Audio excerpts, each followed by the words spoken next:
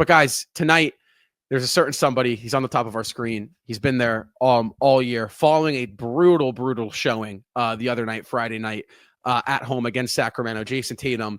He came out tonight and he kind of showed everybody that he's not the softest Celtics superstar of all time. Not even close, guys. But before we talk about Jayson Tatum, I do just want to give a quick shout out to the sponsor of our post-game show this season, guys, SeatGeek. SeatGeek is the best ticketing app. Excuse me, geez. The best ticketing app out there on the market, guys, and they have you covered, and we have you covered all season long, guys. At checkout, use code Celtics Weekly for $20 off your first purchase. That is code Celtics Weekly, guys. The link is in the top of our description down below here on YouTube. Again, big shout out to SeatGeek. Go over there, check out the tickets and what they have to offer, guys. But let's talk about Jayson Tatum tonight. 38 points, 11 rebounds. He threw an assist in there as well. 2 stocks. He shot pretty solid from the floor considering that 3-point percentage, guys. The thing I want to talk about on Jayson Tatum tonight was his ability to put together a great offensive game. I knew somebody was going to bring that up. You know what? I wasn't going to do it. I'm like, Justin, somebody in the comments. Oh, that's that. Yes, we got the date right. Okay. You know, you got the date right. No, we on that day. All right. That's fair. That's fair. Tatum bounced back tonight. I bounced back tonight, right? We both bounced back. But guys, tonight, Tatum, he had a dominant offensive showing while struggling from behind the arc. And that was the difference for the Celtics. So many times in years prior, we have seen that 3-point shot dictate Jayson Tatum's game. If it's not falling, he kind of shuts down at times. Tonight, that was not the case. And this could have easily been a high 40s, low 50s game if that shot is falling, guys. But when you look at this game and how it played out, Jayson Tatum, his ability to attack the rim, how important was that for the Celtics? It was everything for Jayson Tatum because you look at that 3-point percentage, 20% from 3 tonight, 2 of 10, but you look at the twos, 12 of 20 from 2-point land. And I really thought this game, and Eddie House mentioned it on the post-game show, pretty quiet 38-point performance for Jayson Tatum because early on in this game, you didn't really feel like, and throughout, you didn't really feel like he was playing that well in this game. You see the facilitation, only 1 assist tonight. And really the 3-point chucking for Jayson Tatum. He was part of the 3-point chucking equation for the Boston Celtics, which we were just talking about last segment. He 2 of 10 from 3 tonight. But as the game went on, he really settled down in this competition. And his ability to drive towards the rim, his ability to go downhill, his ability to dominate the Pelicans near the bucket. And you even think about that play late in the game. He's making that high effort play, getting that steal, misses the layup, but then comes back with a powerful dunk. I don't think anybody thought he was going to go up and dunk that. Thought, oh, maybe a little bit of a lay-in, and then bam, dunks that. Whole Garden crowd turns up, and the entire game really changes for the Boston Celtics down the stretch. But the 38 points tonight, the 11 rebounds, and the 1 steal and the 1 block, 2 stocks tonight, and the 12 of 20 from 2. Jayson Tatum on both ends of the floor, really. I thought offensively, this was not his best game by any means because the facilitation, I didn't think he was really looking for it as much tonight. Early on, a lot of shot chucking. But you think about him going downhill, Jayson Tatum going downhill, and defensively, I thought he brought a much better effort tonight than he did on Friday, and really the entire team brought a much better effort. Now, their intensity still wasn't quite there, not at championship level yet at all, but Jayson Tatum on both ends of the floor was huge for the Boston Celtics, and it just really wasn't a typical Jayson Tatum game yet.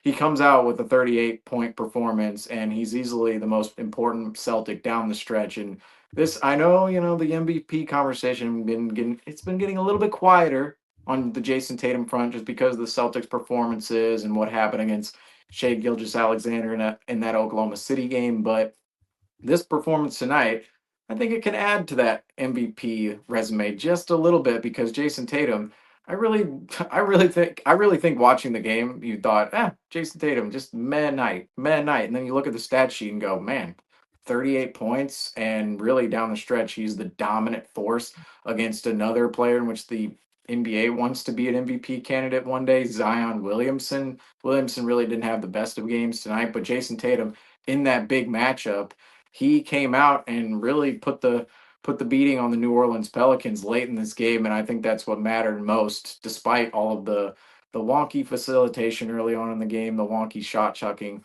from Jayson Tatum. I really thought the second half is what mattered. And Jayson Tatum, if he's not in this game for the Boston Celtics, I think we're just seeing a 3-point barrage. Now, the Celtics, they took 55 twos to 44 threes, if I'm not mistaken, tonight. Jayson Tatum wasn't in this contest. I think we would have seen more threes than twos from the Boston Celtics, specifically in the second half. And that was thankfully not the case, all because of our still MVP candidate in Jayson Tatum. I mean, this was an important game for Jayson Tatum. Jayson Tatum has not had the prettiest week, despite winning Player of the Week last week. He gets called out by Brandon Jennings on social media. Unnecessary call out. Brandon Jennings, sorry, can I just interject real quick? Brandon Jennings was a total bum when he played the Celtics. I mean, come on. Like, are we kidding ourselves? Like, this is a guy who clapping with the Wizards against Terry Rozier in 2017, and it's like, you're not even doing anything in the series. He's not even doing anything, and this man has the audacity to call Jayson Tatum a soft superstar. I'm glad Brandon Jennings had that 150-point performance in his career, but other than that, never really lived up to the high school hype. I mean, really just OJ Mayo part 2, Steve Francis, Stephon Marbury part 2. I mean, come on. Brandon Jennings, he's always been a Celtics hater. Get out of here with this. Sorry, Justin, go ahead. I just wanted to hate on Brandon Jennings since we had the opportunity again for the first time in 7 years. I mean, okay. I forgot where I was going with that. But no, Jayson Tatum, obviously gets called out on social media and then follows that call out up with a total 9 turnover stinker in a blowout loss at home against the Sacramento Kings, where that loss, obviously a terrible team loss, but when your star has 9 turnovers in a tied game and you lose by 20 in the fourth quarter almost, you're probably going to talk a lot about the star player in Jayson Tatum. Well, tonight we're going to talk about him some more, this time in a much more better fashion. 38 points and 11 rebounds. Would have loved to see him be more engaged in the playmaking department, but honestly, I think he was just in such a zone tonight. We won by 1 point, and JT had 38 points. I can only imagine if the ball was out of his hands the majority of this game, what the score could be. But I mean, down the stretch, Jayson Tatum was huge. And had we not had Tatum tonight in this situation, not only would the 3-point numbers be up, but the New Orleans Pelicans numbers would be up and they'd be above us. They would have won tonight. Tatum really saved this game for the Celtics, had a few great plays down the stretch. One of his 2 3-point makes came late, and it was huge for the Celtics. And then obviously that game-winning dunk over DeJounte Murray off a rebound, that was huge. And then, oh my goodness, I have never seen somebody get a game winner and then instantly nearly lose the game for them. Miss those 2 free throws. Should have had 40.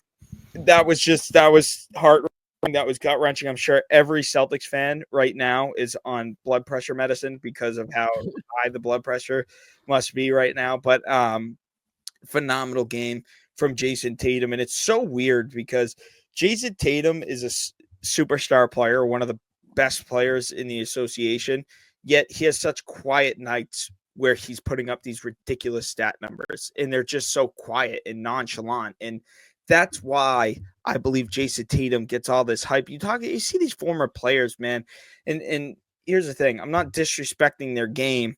Oh my goodness, I'm not. That's great. Well, Jennings is 1-0 against Tatum. You can't.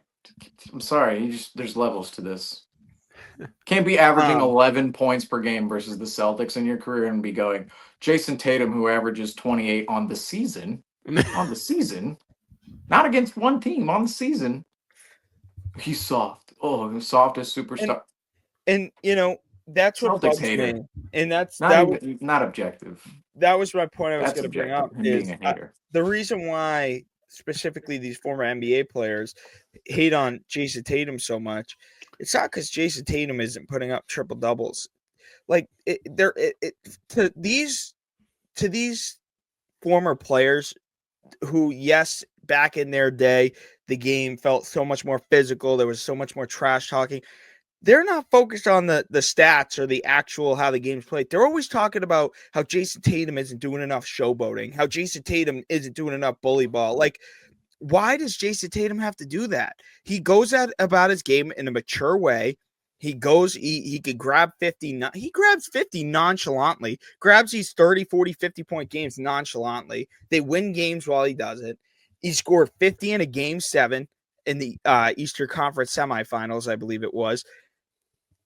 What did he do? 46 against the defending champions, Milwaukee Bucks, in an elimination on the game. road. And you mentioned the 51 in Game 7 too. And Yeah, we're sorry, looking at Brandon Jennings. And we're in these former NBA players are so focused on Jayson Tatum not trash talking enough, not going about the game in an aggressive manner. Like, we don't need Jayson Tatum to beat his heart out of it after a layup. Like, we don't need that. We don't need Jayson Tatum to dunk on Clint Capella and talking him up the court. Like, we need that from Jayson Tatum. Jayson Tatum has gotten by just damn fine playing the way he's been playing, yet they're not ready to talk about Jayson Tatum because you don't trash talk enough. That bugs me. Let him say it. No, I understand that, but I'm saying the reasons why people hate on Jayson Tatum are just so ridiculous. It's definitely forced, but I mean, my whole thing on it is one. Listen, when you got a guy like Brandon Jennings, right? There's a jab at like Brad going in on Brandon Jennings right now. Look at him. He's pointing at Brandon Jennings. You can't really see him in this clip, but we're down by 26. I mean, Jennings clearly it's a shot at relevancy, right? You know, you need to make yourself relevant. Tatum's this is literally his most relevant play is when Terry Rozier like shoved him in the 2017 Eastern Conference semis in Game 3. It's like this is literally his whole. This is your career, Brandon Jennings. Just this. It's like soft, bro. It's soft. Didn't even come back at Terry Rozier. Scary Terry had the mask on. Didn't even come after him. Just let him shove him. I do think it's a shot at relevancy, but I mean, listen, Tatum, his resume speaks for itself. He's going to be just fine. Again, let him say it, because last time we saw some Tatum disrespect. It turned out pretty good for us, so I'm all for it. If you want to talk on Jayson Tatum, he will respond. And I hate to break it to you guys, but the 2020s, they're Jayson Tatum's decade. Whether you like it or you don't like it, brace yourselves, because he is going to run the league, and he has been running the league. If you're in the Eastern Conference and you want to punch a ticket to the NBA Finals, you got to run through Jayson Tatum and company.